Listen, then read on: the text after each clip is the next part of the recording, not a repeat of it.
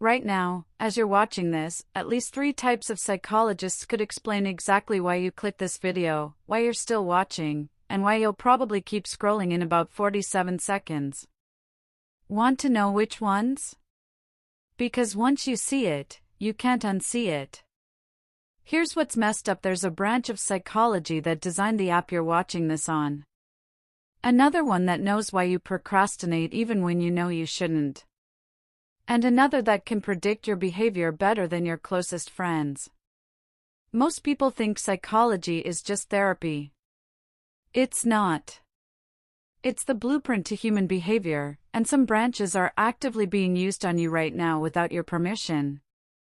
We're breaking down which ones, how they work, and why you should probably be paying attention.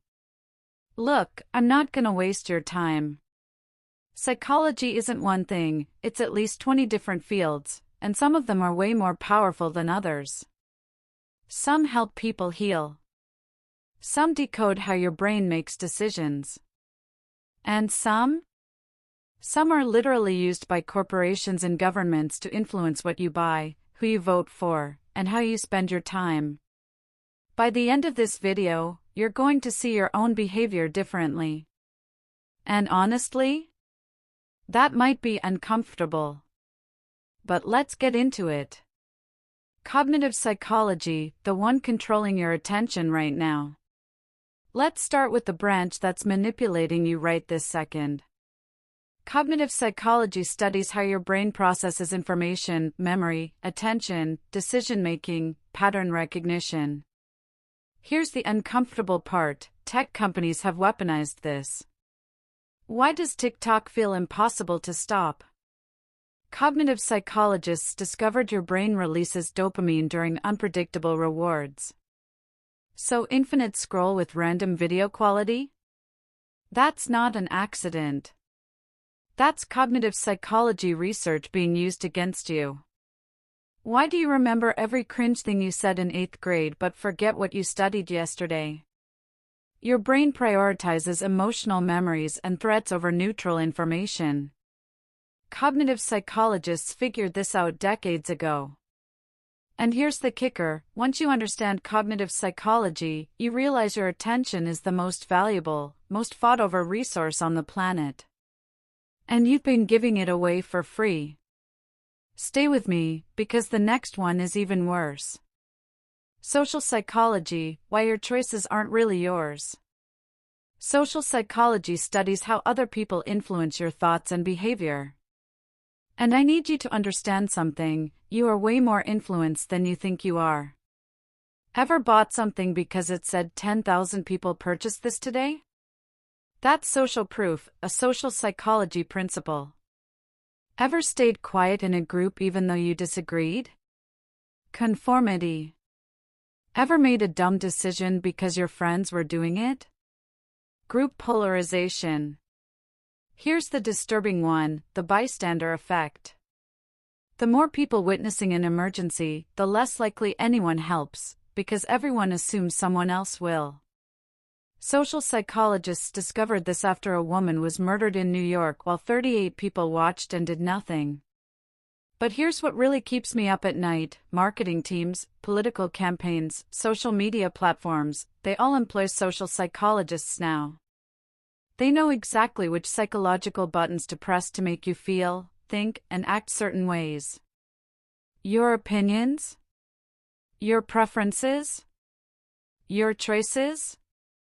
How many of them are actually yours? And that's not even the one that gets used in court. Hold on. Forensic psychology, reading minds in the legal system. Forensic psychology is where psychology meets criminal justice. And it's way darker than TV shows make it look. Forget the crime drama stuff.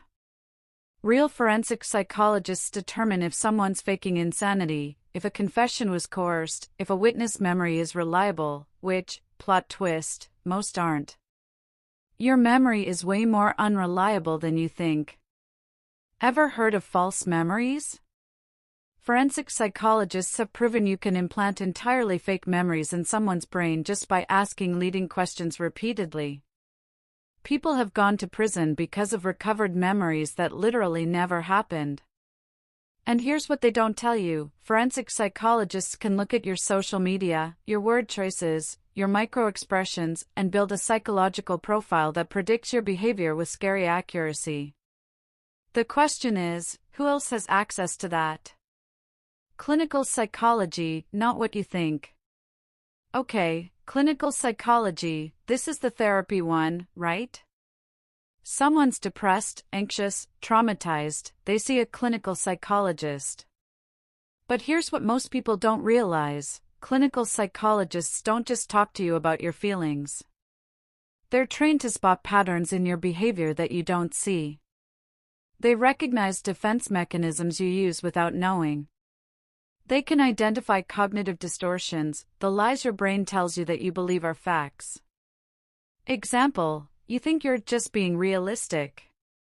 A clinical psychologist recognizes that as catastrophizing, a cognitive distortion where your brain predicts worst-case scenarios as certainties. And here's the part nobody talks about: the reason therapy works isn't just talking about your problems.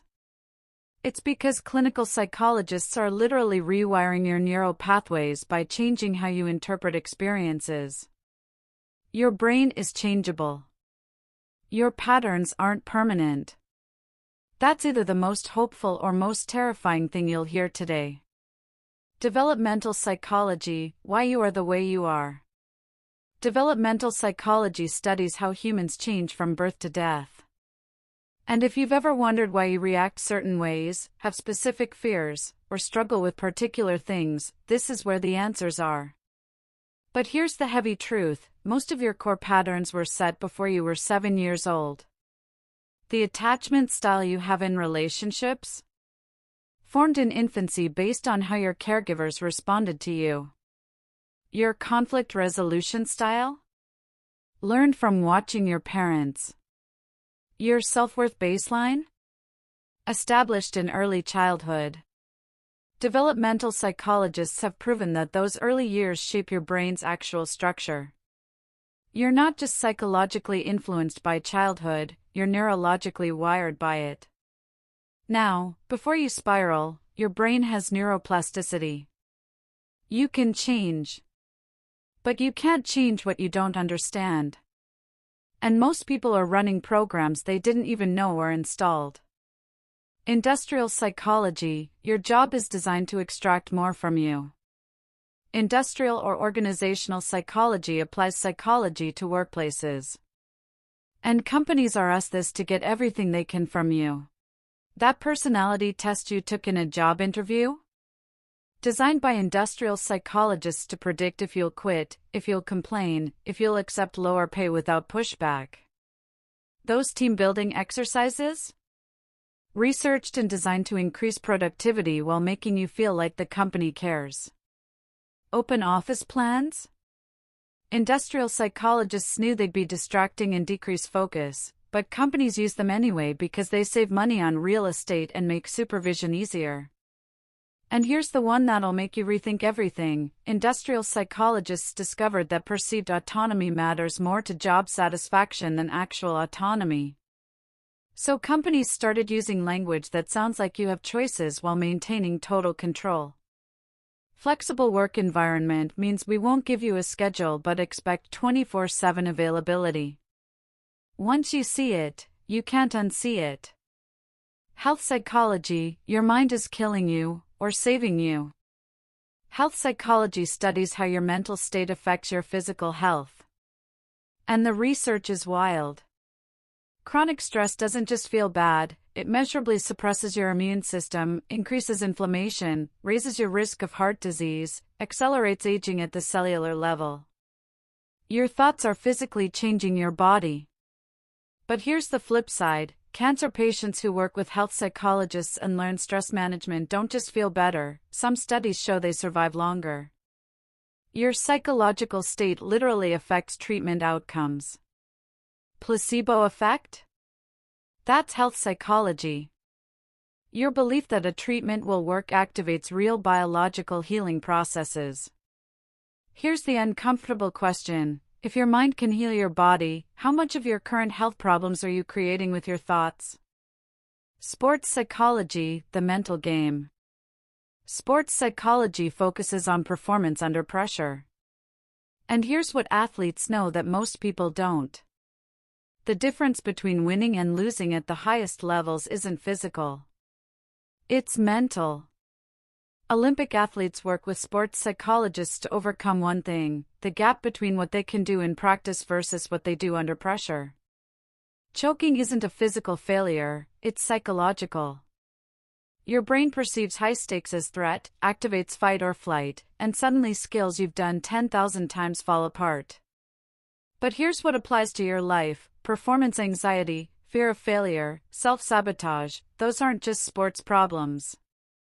You're doing it right now in job interviews, presentations, conversations, creative work. The techniques sports psychologists use, visualization, pre-performance routines, reframing pressure as challenge, work for everyone. You just never learned them. Alright, real talk, which of these made you the most uncomfortable? Because the one that bothered you the most is probably the one you need to understand better. Drop it in the comments. Let's see which branch wins. Look, here's the truth: psychology isn't just academic theory. It's the operating system of human behavior. And right now, corporations, governments, and algorithms understand it better than you do. But that changes today. You don't need a degree to use this knowledge. You just need to start paying attention. Notice when social proof is being used on you. Recognize your cognitive biases. Understand your patterns. Because the people who understand psychology have power over the people who don't. You're not powerless. You're just uninformed. And that ends now. If this shifted how you see your own behavior, hit that like button and subscribe my channel. I see you in next video.